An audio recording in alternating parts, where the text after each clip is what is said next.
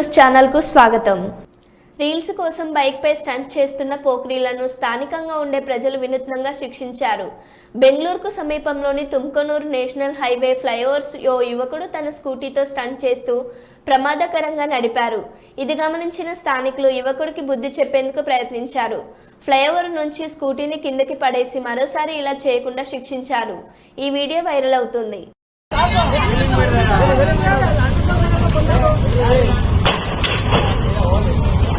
ಓದಿ ಆದ್ರೆ ನಮ್ಮನ್ನ ಓದಿ ಆದ್ರೆ ಇನ್ನೊಂದು ಅದ ಓಡ್ತಾರೆ ನಮ್ಮ ಗಾಡಿ ಅಡ್ಡ ಬಂದ್ಬಿಟ್ಟು ಅಲ್ಲೇ ಹಸಗುಂಡ ಹತ್ರ ಆದ್ರೆ ಇದು ಆದ್ರೆ ಅದು ಆದ್ರೆ ಹೇಳ್ತೀನಿ ಅವ್ರ ಅಮ್ಮನ ಕೇಸ್ ಕೊಡೋ ಮಕ್ಕಳು ಮಾಡ್ತೀನಿ ಅವ್ರ ಅಮ್ಮನ ಬೇಗ ಆದ್ರೆ ಅದಾದ್ರೆ ಹೇಳ್ತೀನಿ.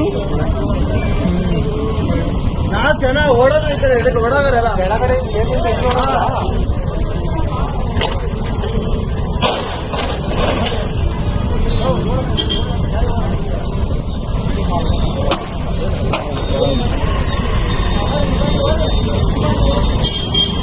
रोड जाम करवाकर निम पाड़े निम होगी कलर का हराम खोरीले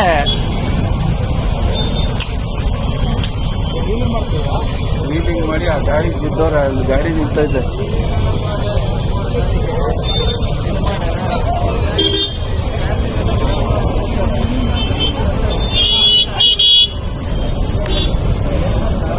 रोड जाम करा